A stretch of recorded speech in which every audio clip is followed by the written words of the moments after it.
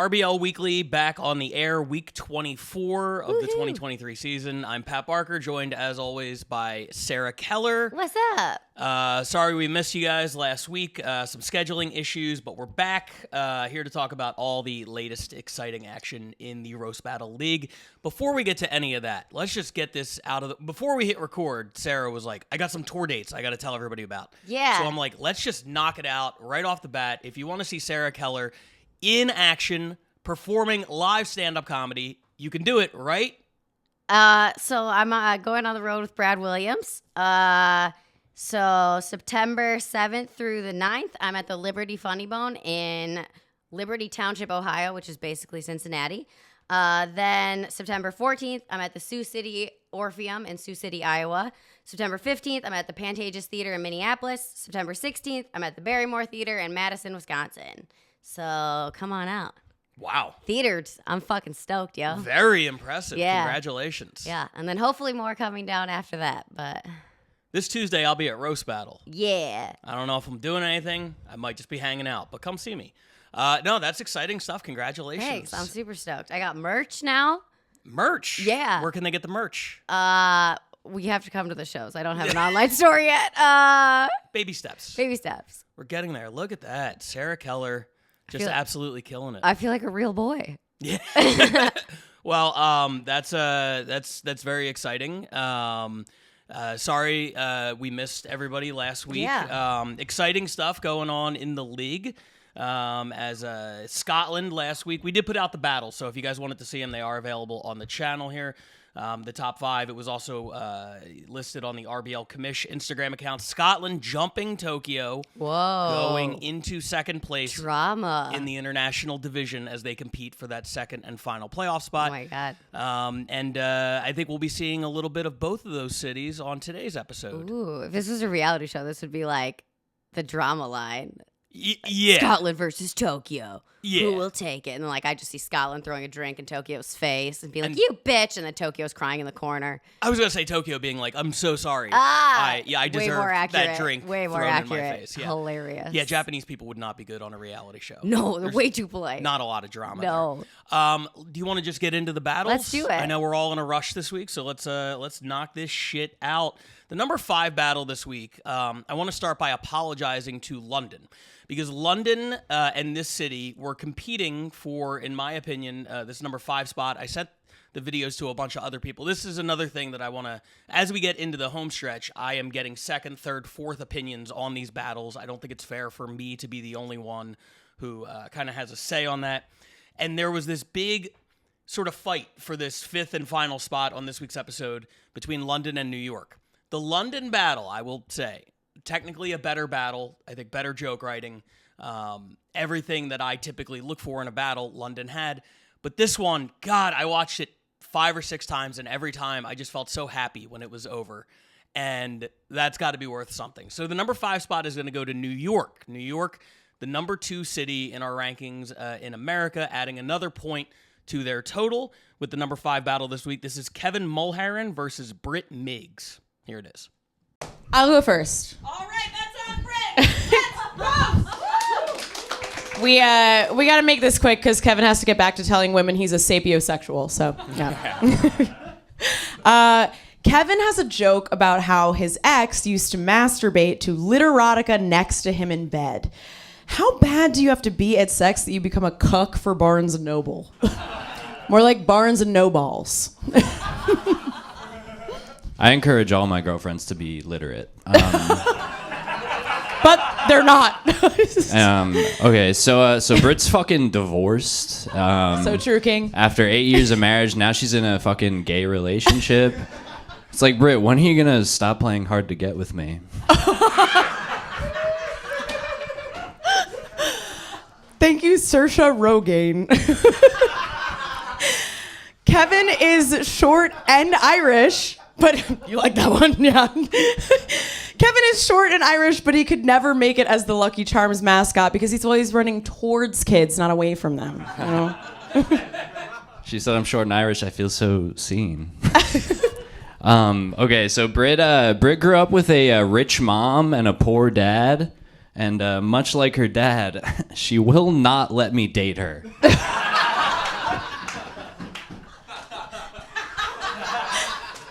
That is true. Thank you, Connor McPegger. Kevin used to work at McDonald's, which makes sense because he's a small fry. His meat's weird, and his dick works about as often as the ice cream machine. Yeah. So Britt's body is really smooth and tight.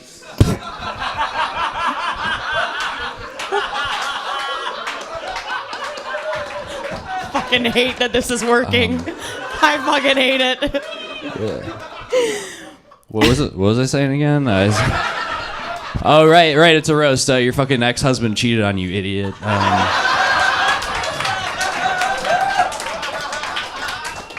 And that's what us alphas call negging. I can't believe he's gonna win this on hitting on me openly. Kevin is depressed, and we're all hoping he'll make the ultimate Irish exit, which is when you kill yourself and no one watches or cares. As long as you're there. I'm so mad right now. I'm so mad. Okay. So some people have said that Britt has duck lips. Which is kind of makes sense because much like a duck, I'm really curious what it's like to have sex with her.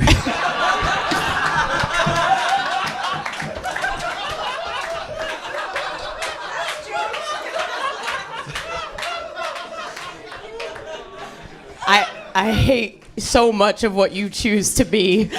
You're so hot and cold. Why do my last joke? Why do I my last joke? God fucking damn it. Kevin's last name is Mulherin, which in Gaelic means I rise through difficulties, which makes sense because his hairline is currently rising to escape the difficulty of his face. What, you want to fuck me? Let me guess. No, Britt's Italian. In fact, Britt's so Italian. How Italian is she? I love you. Fantastic. No notes. Yeah. Oh my God, dude. This is my 6th or 7th time now watching it, as I was trying to like break it down and justify the fact that like No notes. one guy didn't write any roast jokes. It doesn't matter. I just literal tears in my eyes. It's so funny, so perfect, and one of those things that frankly I hope doesn't like start a trend. I don't Yeah. need one of these battles every week, but. It Oh can't my because God. it only worked because it's special. If you keep doing it, Right, of course. then we're just gonna be like, oh, go fuck yourself. Like, Right, yeah, it right. only worked because it's But boy, did it work. Yeah. Oh my God. absolutely just Yeah. delightful. It's sort of that like meta, like roasting the art of roasting kind of thing, but did it in such a way that was so fun, and even the off the cuff stuff. Yeah. When she had the suicide joke, and he was like, Only if you're there. As long as you're there. Oh my God. I Yeah. liked that she acknowledged what was happening. Like, Yeah. I thought that really helped and added to it instead of like Absolutely. ignoring, like her being like, "Are you really gonna fucking win doing this right now?" Like that was such an honest and like it really helped. And I think if she had fought it, it would have felt more uncomfortable. Yeah. No, she leaned into it, which was perfect. perfect. Yeah. It really way to lose with grace, Britt, because like. Yeah, annoying. I 100% feel for you. Fucking annoying to be against that, but way to put the audience's time ahead of. Yeah, yourself. she made it a show, and Yeah. like as somebody who I kind of went through that when I battled Alex Hooper. It was the first time he came out like in costume, so I understand that hopeless kind of helpless feeling, like this wave of what this other person is doing Yeah. is overshadowing anything you could do. And you heard her say it. She's like, "Why even do my joke?" Right. Like, Yeah. You feel like you're just an accessory to their like one man show. Yeah, like when Lou Misiano brings out a money gun Yeah, and starts sure. shooting it all over the audience. You're like, okay, well, this is over now. Right, it doesn't right. matter that I am better. Speaking of Lou Misiano, by the way, Roast Battle Philly, maybe a future entrant into the league, had their first event the other day, and I heard it went amazingly. Awesome. But yeah, back to this battle. Just one of the more enjoyable Yeah. battle experiences I've had Just- in a long time. I don't have a lot to break down from the battle, but I did want to break down. I wanted you to elaborate on. You started saying something off air, and then I said, save that for the pod. When he said, much like a duck, I wonder what it would. I'm curious what it would be like to have sex with you. You said. So I was. Interestingly, ducks rape each other like a lot, like so much that female ducks have evolved to have fake vaginas as a protection so they can get away from the rape. And I was like, did he do that on purpose, or was he just like doing his thing where he sets up what seems like a roast joke and then turns it? Because I'm like, that's a real fucked up like way to like. It could be really fucked up if that's what he meant. I think it's the latter. I don't think he knew about the duck rape either. Yeah, but fake. So they have fake vaginas. Uh-huh. So they still get raped, but it's in a fake vagina, so it doesn't hurt. Yeah, and then they can get away.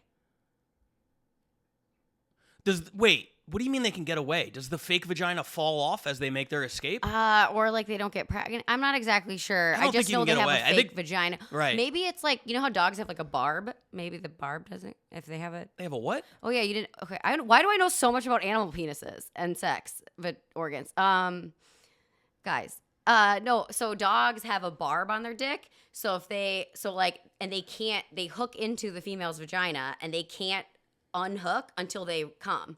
So that's also why, like, if you have small dogs that like can't come yet, you don't want them to insert it because they can get stuck together.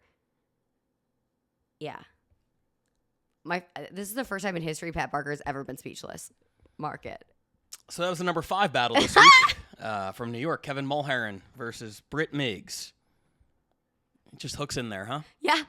Number 4 battle this week comes to us from the Bay Area. My God, this is so fucking disturbing. Yeah, I had puppies get stuck together once. It was horrible. Yeah. Yeah, I could riff on this, but there's no time. I feel gross. Number 4 battle this week comes to us from the Bay Area.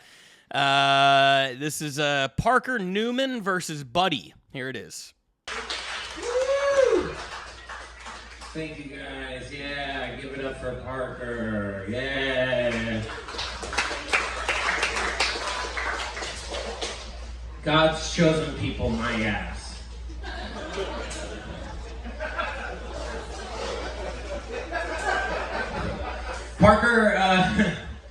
Parker is the kind of guy to call his mom a bitch for making him late to laser tag.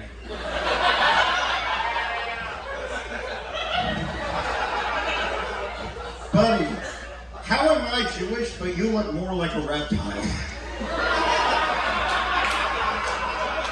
Are you sure you don't want to switch spots? I'm scared you're gonna lay eggs.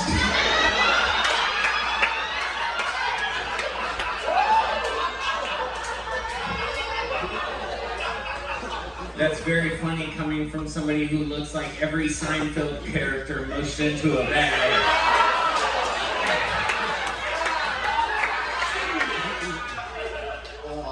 Parker is the type of guy to prefer the book version of every porno.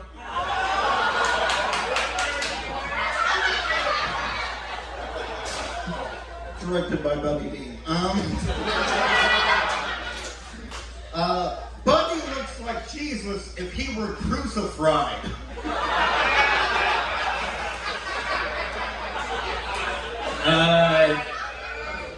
Thank you, you J-Date reject.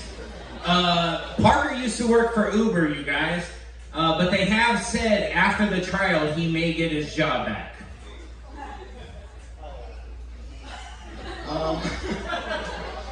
I want a rebuttal, but I don't understand it.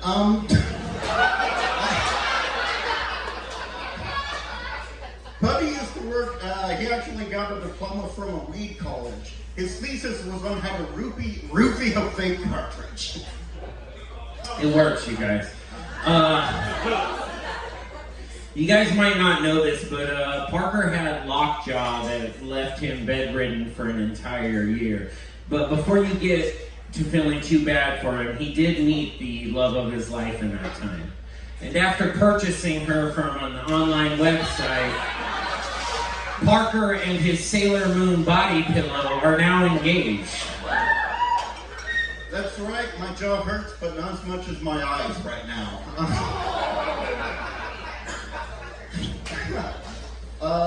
Buddy's a weird guy politically. When it comes to delivering a baby, he's pro-choice. but when it comes to making one, he's anti-choice.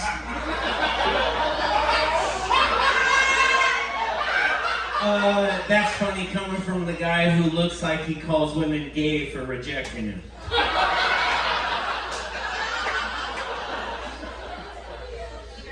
They are. No.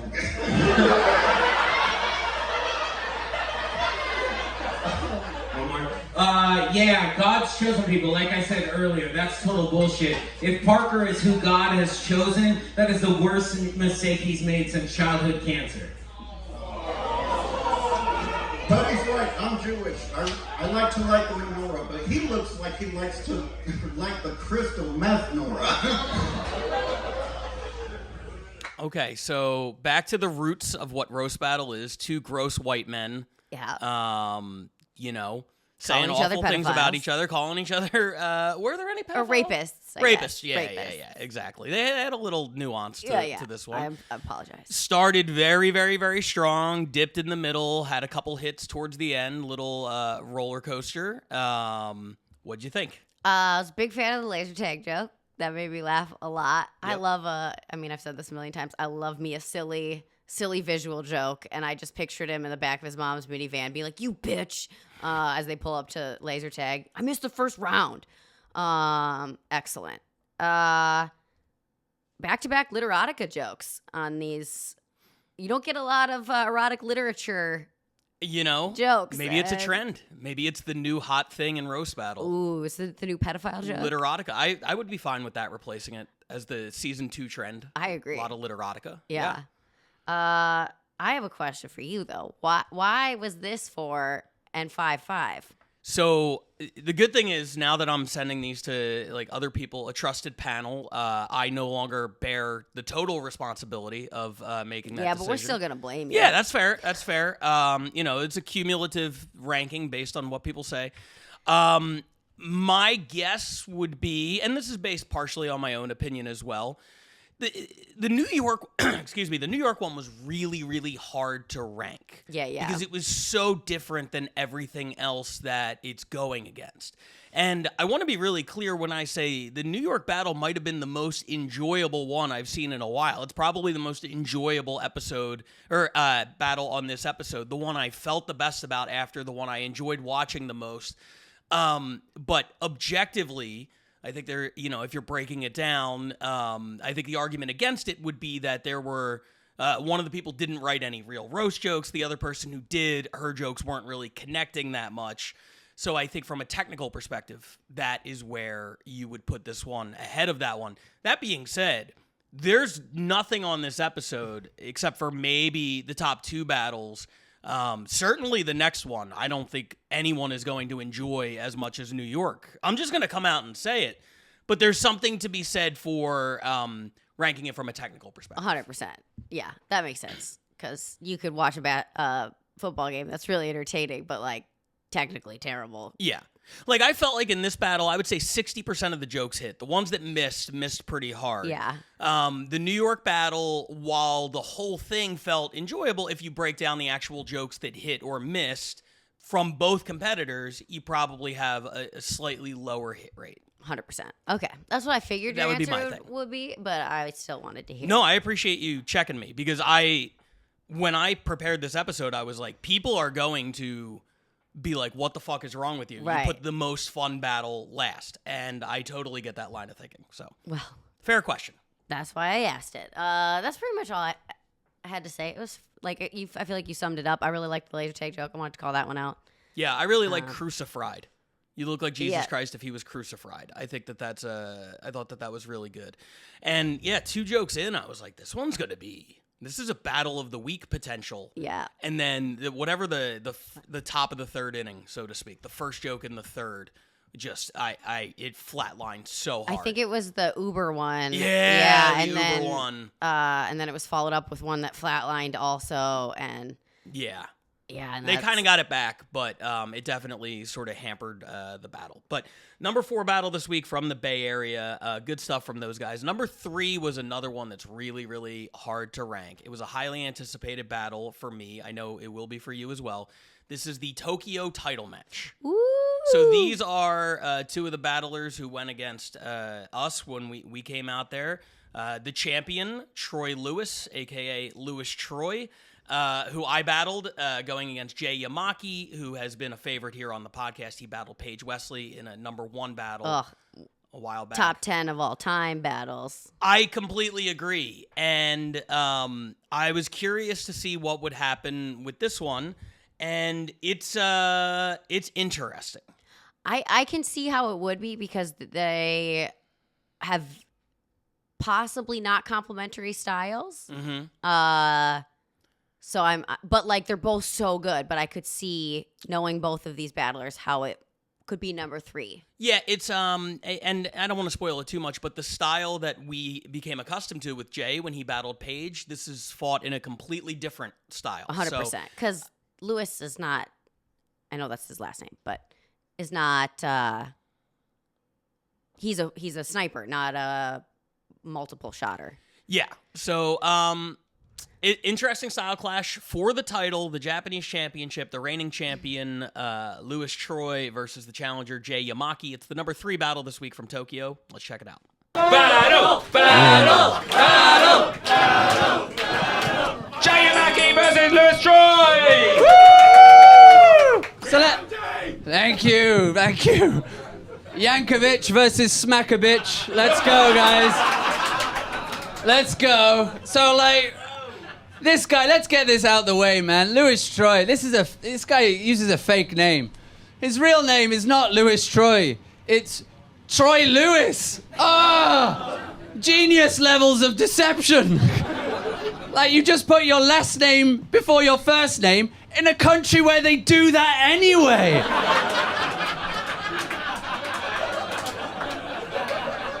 So all you've done is accidentally learn a part of Japanese culture, finally.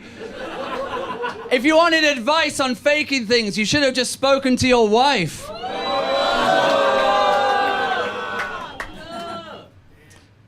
Right. Anyways.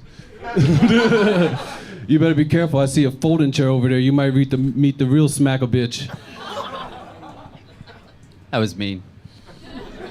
Yeah, so Jay Yamaki, he likes to drink ginger ale and water on stage and pretend like he's getting drunk because he wants the audience to think that he's relaxed. The only thing relaxed about Jay Yamaki is the skin around his asshole from getting pegged every night by his wife. Still waiting for the insult.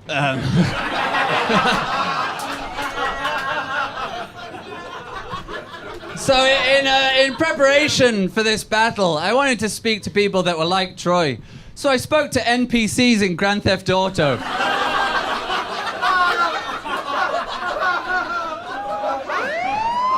And in Grand Theft Auto, when you die, it says wasted, which is what Troy's eyes say all the time. He brags about going to an Ivy League college. I can only assume IV is short for intravenous. Yeah, you know me. Gotta get that smack, baby. Jay, I can't tell if you have like a really skinny head or a really wide neck. You look like I told my 4-year-old to draw a picture of the bad guy from Peter Pan. Which also explains your comedy, because your jokes never land.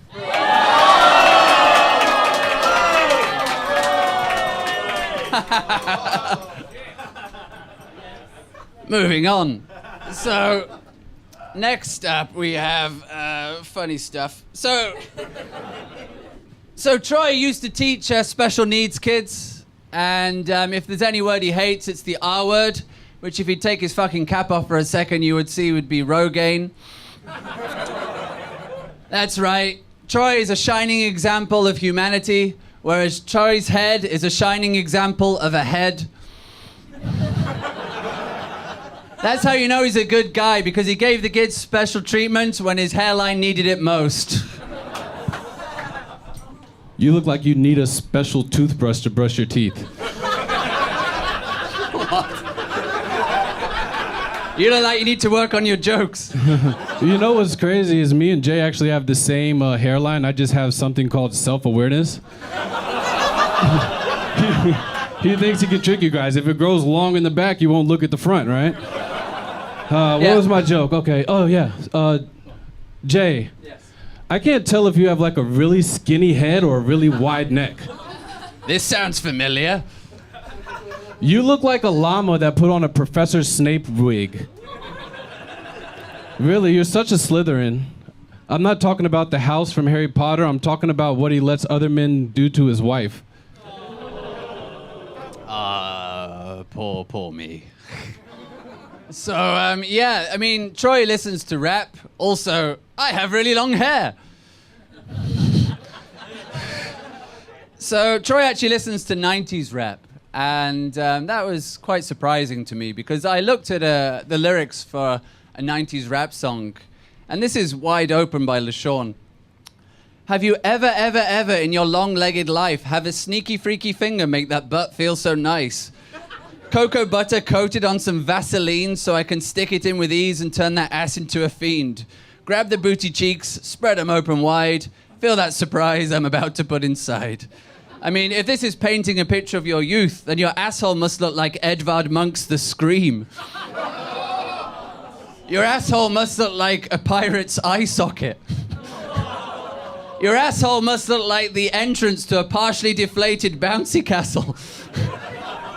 I mean, no wonder your name's Troy. You've clearly had an army of soldiers destroy you from the inside.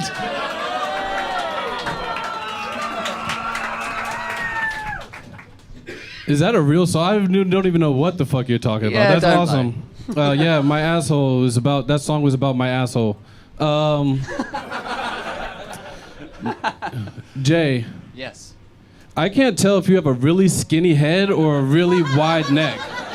Weird, right? Yeah. You look like one of your king's fingers. Okay. Except the only ring that you can fit is a Japanese-sized cock ring from Don Quixote. Again, waiting for the insult. Troy works out. As he has 3 kids, he should probably work out how to use condoms. I mean, his name's Troy. He should be familiar with Trojans. Hey, jokes on this night of roast battle.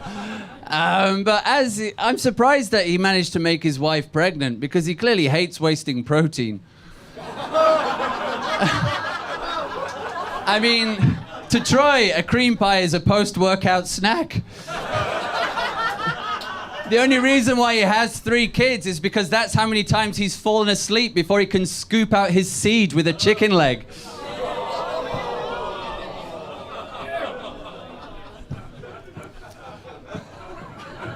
All right. Yeah, so growing up, Jay used to like to watch American talk shows like Jerry Springer and Maury because he thought that they would teach him important life lessons. Which is true because I've seen Jay's kid, and Jay Umaki, you are not the father. It's true. I wish BJ was the father instead of Troy, then we could have sold him for more.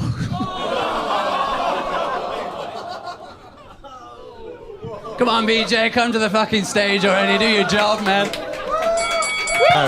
One more joke. And we'll start off with Lewis Troy. Cool, it's probably better that I start anyways because Jay's gonna get the last word regardless. Jay, you're not gonna believe this, but I can't tell if you have a really skinny head or a really wide neck. You look like a human Pez dispenser. If Jay tilts his head back far enough, a nice, sweet, insecure need for attention will come out. Oh, bless him. Okay, so Troy's dad, you know what? Yeah, actually, fuck it, guys. I was gonna do. Fuck it. I was gonna do a joke about Troy's dad abandoning him when he was a kid and then passing away last year. But to be honest, I genuinely would just rather take a photo. This has been a nice night, and I don't care about the title. It's just been a great night. So thanks, guys. So just take a photo, guys. Go woo! Add that one to the spank bank. Give him that attention, baby. Yeah. So. Actually, sorry, BJ. Before you come back up, can I just send this? Just send this to someone. Hey, Dad. Just wanted to say hi because I can.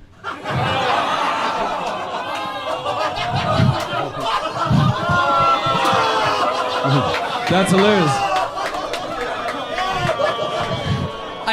I didn't do the joke about Troy being bald, black, and fatherless.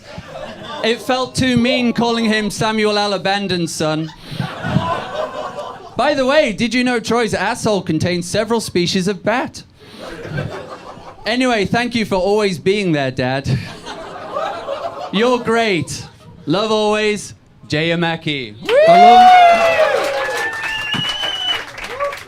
Go for it, go for it. Yeah, I love that you made a dead joke when you show up dressing like a mortician who puts on the clothes of the dead person after he fucks it. I'm sorry to give you flashbacks, man. Okay. All right. A lot to unpack there. Yeah. I told you it wouldn't be as like just pure enjoyable, like the joy of New York. Yeah. Set the bar pretty high, and I think it makes the darkness of some of this stuff stand out even more. Jay Yamaki won the title with one of the meanest concepts for a joke I've ever seen. The picture and everything like that. I was 100% on board from it. I knew where he was going from the beginning. Well, I didn't know he was going to text his dad. But I kind of forgot the dad was dead, and so I thought he was going to pretend text Lewis's dad. But yeah, anyway, excellent. Sorry, keep going. No, it was an awkward kind of energy. This happens a lot, I feel like, in title matches. I felt like they were both focused on, defense as much as offense in a way, in terms of not reacting to their opponent's jokes, downplaying them. Their objective was not necessarily to put on this great show, but more to win the battle, which, I've seen for years. Championship matches in the belly room have always kind of had like an awkward energy to it. And I felt like this one was definitely awkward at times. Some great joke writing and some really good individual things. But the vibe was just, it was tense, I felt like at times. Yeah, to me, it felt like a gym teacher and a drama teacher arguing over who gets to use the cafeteria at a middle school. That's really funny. That's what it felt like. What stuck out to me was the ginger ale joke. Jay drinks water and ginger ale. Yeah. Like, how British are you that ginger ale is too spicy for you? Are you fucking kidding me? He's a serial killer if he drinks watered down ginger ale. That honestly, like after that, I had a hard time. Oh, I took it to focusing. mean water or ginger ale. Oh, not like we have to. No, I ginger thought it ale was is doing a watered down number ginger on me. ale. Maybe. I mean, that's even funnier. The drama teacher and gym teacher. I know that's a joke and everything, but I think there's something to be said for that as like an energy. 100%. Because like a drama teacher and gym teacher, if they're arguing over something, chances are they don't totally respect what the other one does. Yep. You know what I mean? Like the drama teacher would probably be like, "Oh, you just play kickball all day." Yep. And the gym teacher is like, "Nobody gives a fuck about art. I'm a dude." You teach kids to fill the space. You fucking. Yeah. So I think you actually hit on something really important there, because I got the vibe, especially from Troy or Lewis to Jay, that he does not respect what Jay does at all. The way he referenced a couple times, like his need for attention and everything like that. And it wasn't so much the written jokes. It was when Jay was being Jay and Lewis was just sort of like, oh, this shit again. Yeah. Here we go with this shit, this corny need for attention bullshit. Yeah.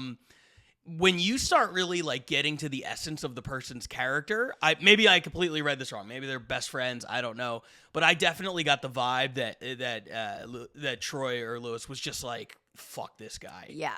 And maybe to a degree the other way. Jay is a little more showmanship, but I definitely, from the way the reactions were coming, I was like, oh, I don't think they super like each other.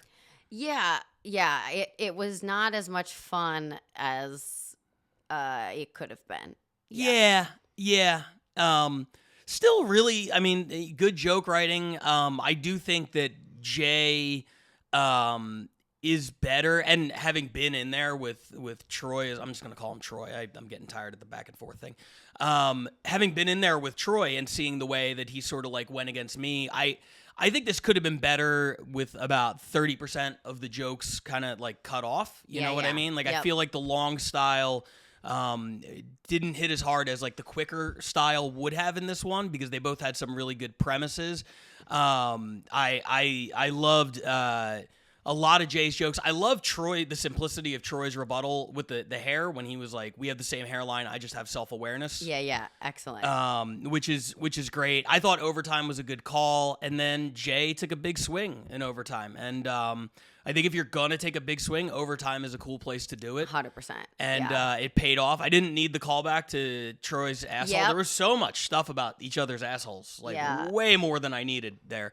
But yeah, I thought the call was right, and I thought that Jay, took a real risk in OT and pulled it off.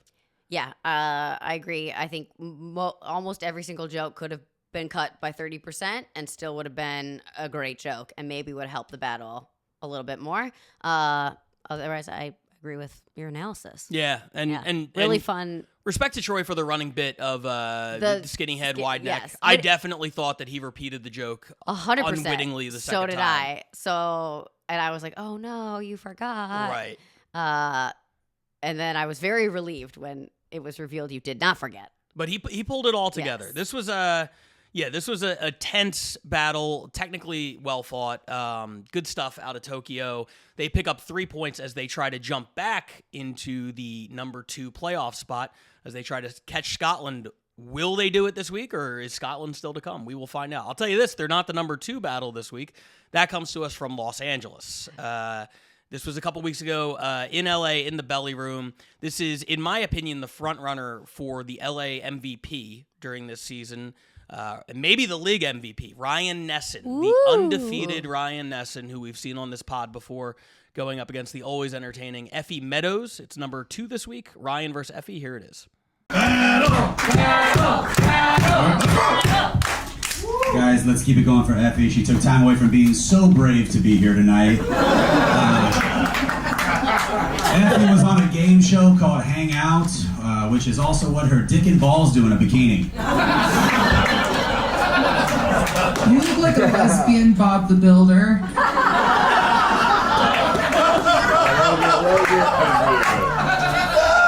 He does.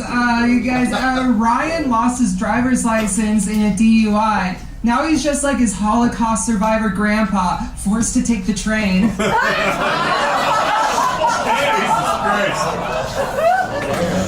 my God. You look like you're part of the third dike right now.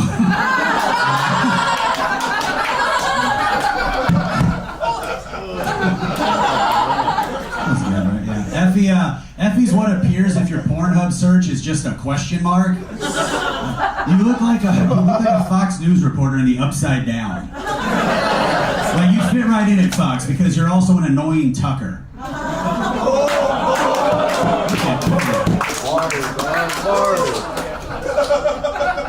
actually a very good Tucker, but you look like Superman if your kryptonite was dairy.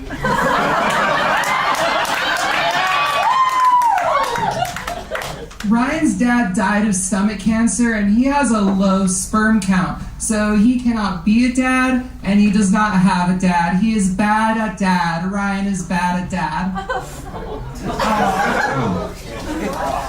Lead into a trans woman to pick on weaker swimmers. That's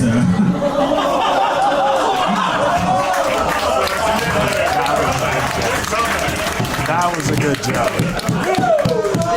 Effie's family has lived in the South for generations, but don't worry, they never had slaves. There's no blood on her cotton, just like her tampons.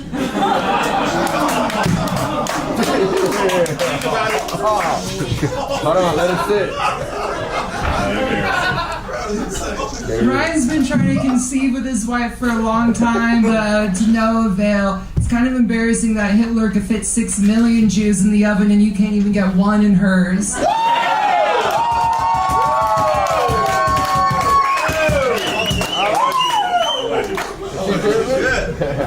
Effie, I love the outfit. I'm definitely putting the sun in sundress right now.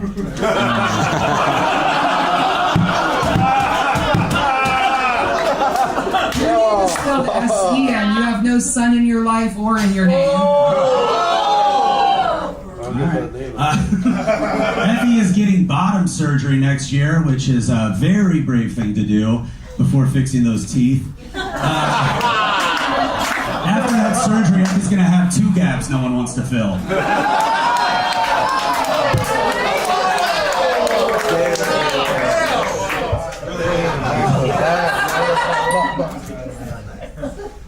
Fuck shit up. Ryan went to SDSU on a baseball scholarship. Classic Jew move, getting a discount. Let's go, everybody.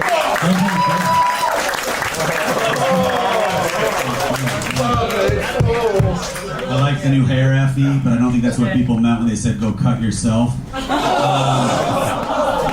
Effie.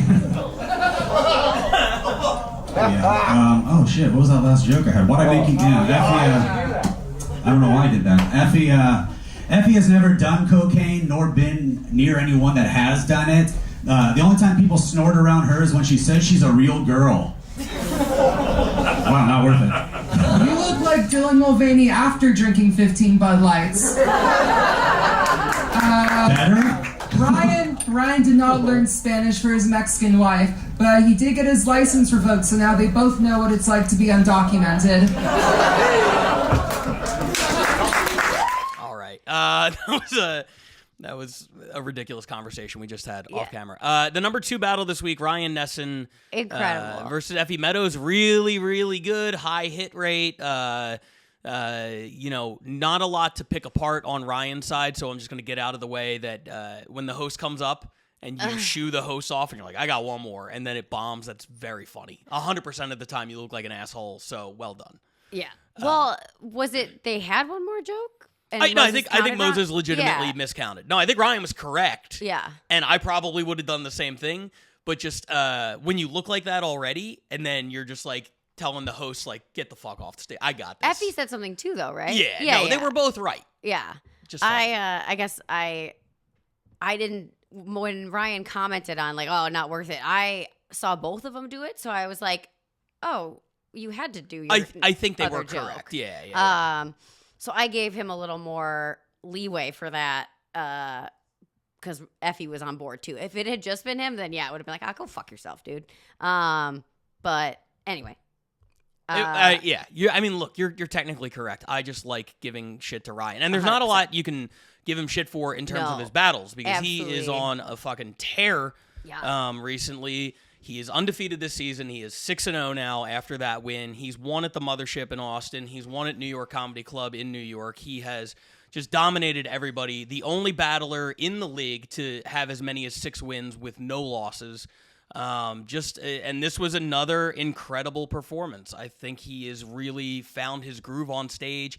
He's 100%. An excellent joke writer. He shows up with a ton of rebuttals every time. Ready to go, just an arsenal full of different weapons. I will say the weaker swimmers rebuttal is one of the greatest I've ever heard. And if we had the roasties, which we used to, which the rebuttal of the year, to me, that would be a front runner. I thought that was amazing. Can you break it down for me a little bit? Yeah. Because like I get like the weaker because of the trans swimmer, but like why? She had just done a joke about him having a low sperm count. Right. So the sperm, they're often referred to as your swimmers. Right. Yes. Right. So they're saying I'm you on have board with that. Okay. So the one of the big stories recently was a male to female trans swimmer was winning races. Right. So therefore, she was picking on weaker swimmers. Oh, picking on. I think I missed him say picking on. Yeah. So leave it to a trans woman to pick on weaker swimmers. I heard leave it to a trans woman to be a weaker swimmer, and I was like, hold on, that's where I was. That would have been way worse. That's why I didn't understand the joke. I was like, I get where he's going, but he missed the mark. Okay. now picking on. And see, I knew it had to be this is good. where, and I'm sure Cody is off camera right now being like, this is why we use the board audio. You'd have been able to hear everything. And then it's like you can't hear the laughs. So yes, so sometimes you do sacrifice a little bit of the clarity on the mic audio. Okay. But I think it's worth it for the audience reaction. For sure. No, I'm just glad But, I yeah, asked picking about on. it because I was like, there's no way that it's the only joke that didn't hit for me, and you like, I'm missing something. Right, It makes right. sense. Yeah, I mean, absolutely fantastic. I think, you know, Ryan has really like settled into who he is and like found his stage presence. He definitely struggled with that when he first started. But he's one of those that has worked really hard and like constantly asked for advice and input and been like, what am I doing wrong? And really like worked hard, I think, because he's always been an excellent joke writer. Like he's always had that. It was just his persona that missed on stage. And now I think he's figured out how to have fun, how to get people on his side. And yeah, I mean, top to bottom, this was a flawless battle, in my opinion, on his side. I mean, I could say the jokes I loved, but like honestly, all of them. Yeah, he was hitting, and to her credit, Effie I thought had an amazing performance against somebody who's very, very difficult to write for. Yeah.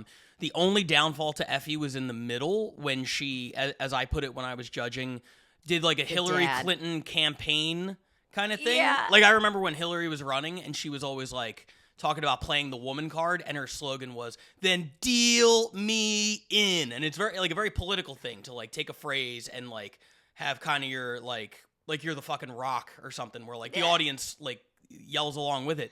But the way she was like, he's bad at dad. Yeah. I was like, okay, that didn't play at all for me. But other than that, I thought she was firing on him. I thought she was great. 100%. I loved the forced to take the train joke. I absolutely loved the if Derry was the kryptonite joke. Just perfect.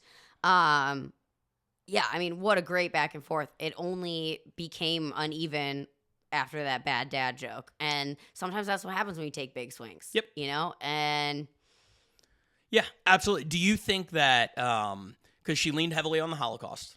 Yep. Do you think it's weird to put the harsh jokes up front and do like the trains and 6 million Jews in the oven, and then close with like the baseball scholarship and be like, Jews love a discount? It feels almost like you set the bar so high for the fucked up Jew shit you're gonna say, and then you kind of circle back to just be like, they're cheap. yeah, I didn't think about it, but yeah, I would agree that like that is an interesting strategy. Like sometimes, especially when you're hitting the same topic. Like I often, depending on who I battle, especially when I first started, I would come out with the harshest joke I had because when I walk on stage, people didn't expect it from me when I first started. And I liked to kind of kick the door down and be like, this is what I'm going to fucking do. Yeah. So I would hit with like the hardest joke. Then I would back it up with like a really silly one to be like, but I'm also here for a good time.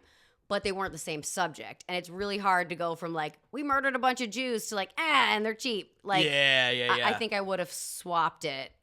Yeah, I think I would have too. But other than that, I mean, we're minor. It's minor nitpicking. When you get to like the top 2 battles of the week, you got to find like little flaws here and there. It was overall incredible. Ryan Nesson on a hell of a run. He continues. He is not taking a break this season. He is like, I'm going to try to win that MVP. He is battling Paige Wesley coming up in a couple weeks. Oh man, when? In the Belly Room, September 19th, which could be his toughest test to date. All right. Are you going to be there, or are you going to be on tour? I forget. Might be back. We'll see. Okay. She'll be at the Orpheum, the Pantages, or in the crowd for Ryan versus Paige. And then Effie Meadows will be battling Kiki Anderson at Jam in the Van on September 28th. So exciting, fun battles coming up for both of them. And speaking of exciting and fun battles, how's that for a transition? We're at the number 1 spot this week. And I teased it going into the last battle, and then Sarah reminded me you already explained earlier at the beginning of the episode that Scotland is indeed in the episode. Here they are. This is the number 1 battle this week. Scotland in the process of wrapping up an incredible run at the Edinburgh Fringe Festival. This was a battle from their first night there, and this was a short notice battle. Ryan Cullen, who is another name that I think we're going to hear in the MVP discussion, and I'll talk about it a little bit after the battle, but he runs Roast Battle Scotland, and somebody canceled, and he said, I'll step in and battle, and like all of his other battles, just incredible stuff. This is Ryan Cullen against Jack Trainer. It's the #1 battle this week. Here it is. Woo! Yeah! Who put Lord Voldemort in the tumble dryer? Who gave Mr. Burns access to the baby filter on Instagram?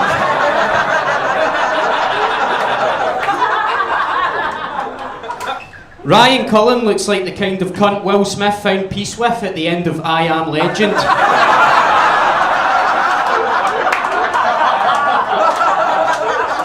Okay, good start. Jack Trainer is what you get if you mash all of the Rugrats together.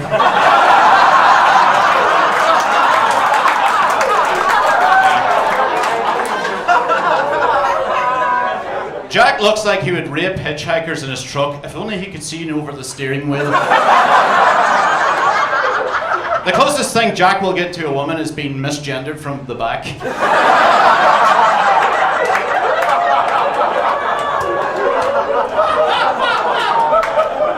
Call me Jacqueline there.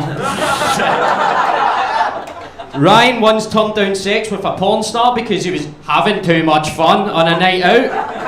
I've not seen a person that scared of having sex since I locked the bedroom door closed on his mum last night. Ryan looks like the alien that abducted me.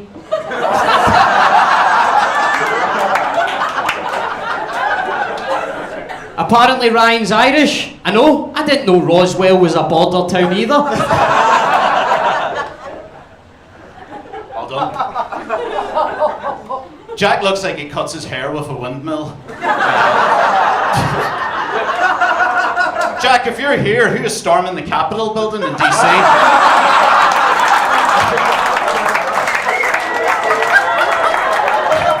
It's very brave of Jack to be here, you know, especially halfway through transitioning into a 46-year-old lesbian.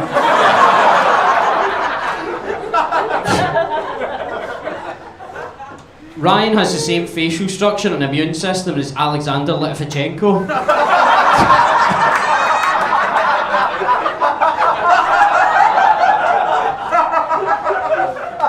Ryan was hated so much by his parents that his first steps were the ones in front of the orphanage. Cheers. Ryan's kept up with the family tradition of terrorism. Shame it's only vibe terrorism and he'll ruin a family gathering instead of blowing himself up. I can't explain it, but Jack looks like his parents used the contents of an ashtray as lube.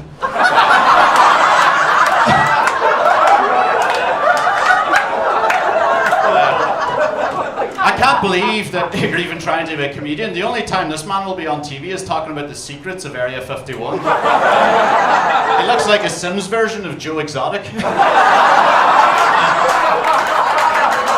Tiger King. Jack was a top athlete in school. He was the champion needle and spoon racer.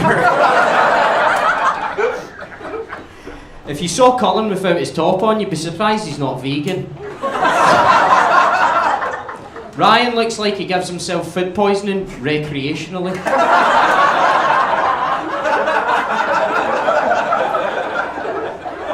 You can sponsor Cullen for £4 a month.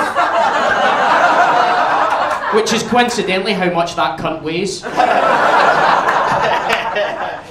Oh, fuck me. Jack is part of the Wholesome Prison Blues Collective, a group of comics who perform in various prisons across Scotland. Jack fucking loves doing that gigs because it's the only time he gets to spend time with his father.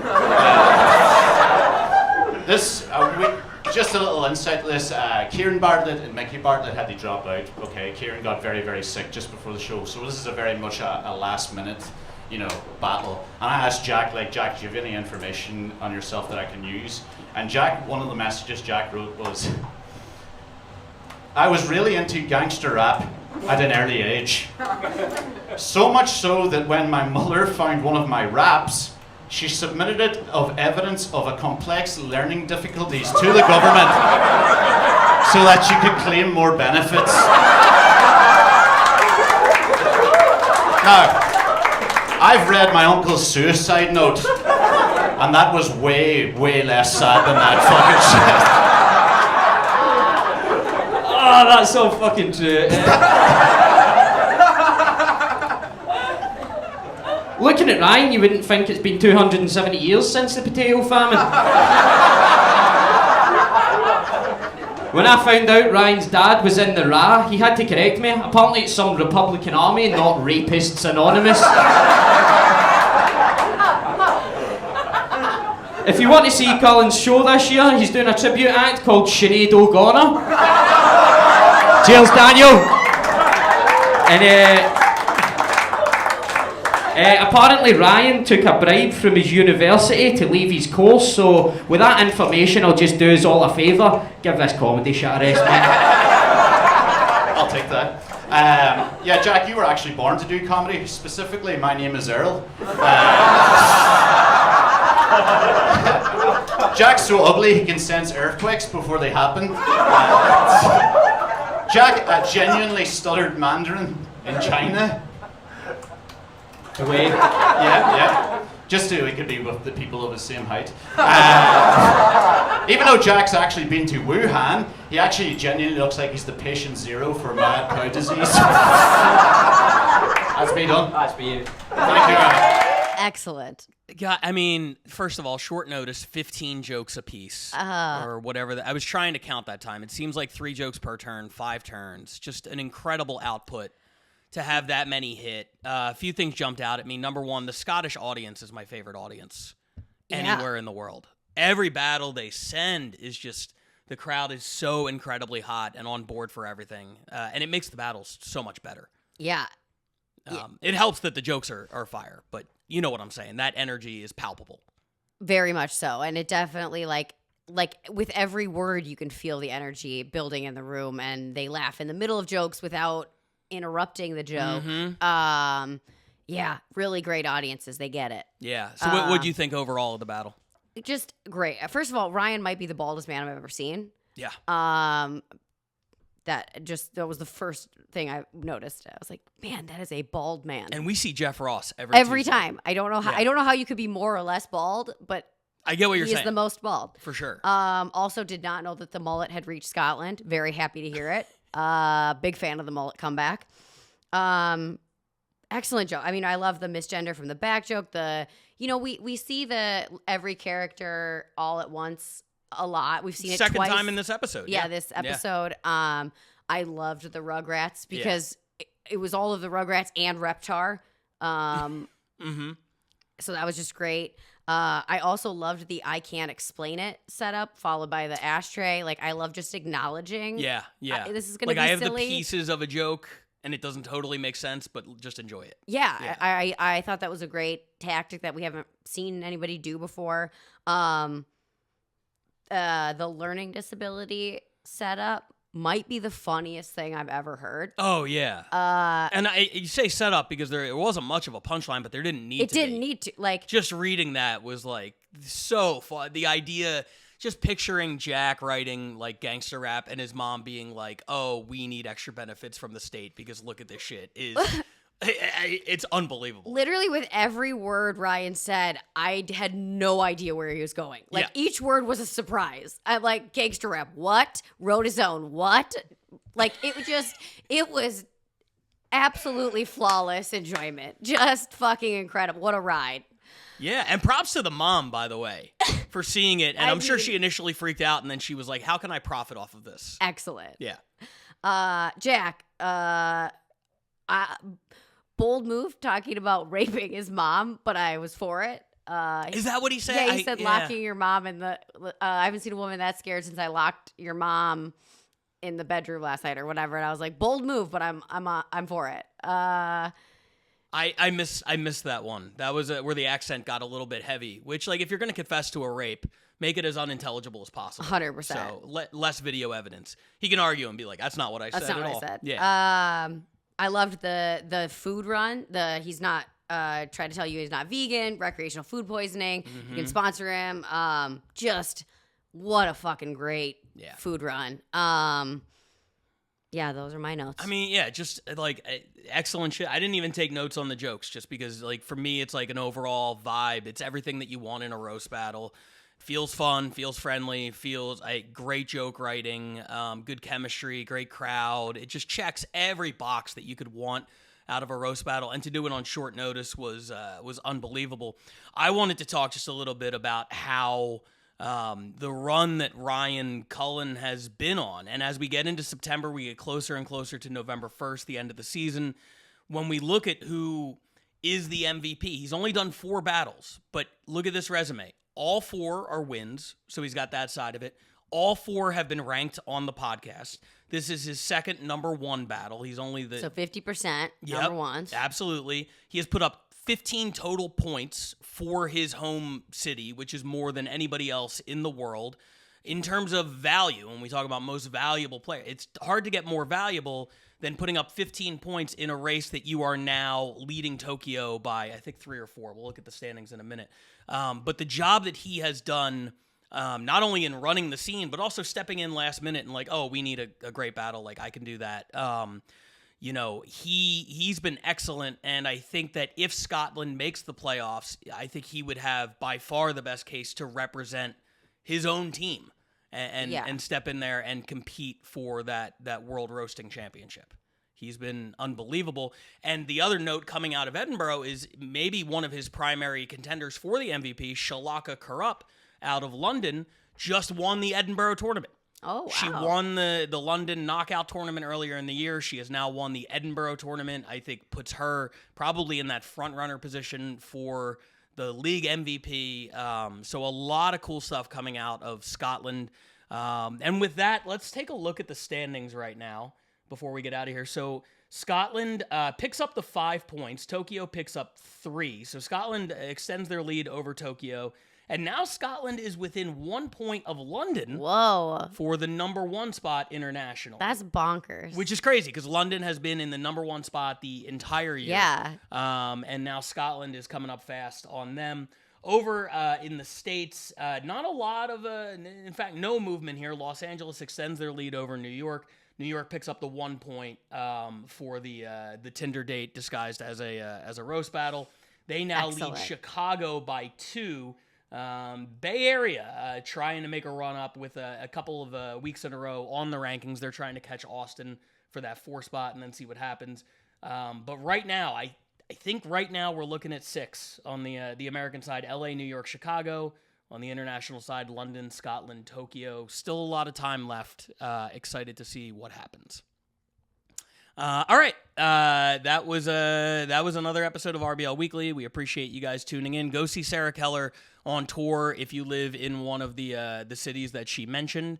If not, spend some more time on the Roast Battle YouTube channel. Check out all the shit we have here. Follow us on Instagram at Roast Battle, at RBL Commish. At Sarah Keller 07. And do all of that stuff, and we'll see you guys next week. Bye, everybody.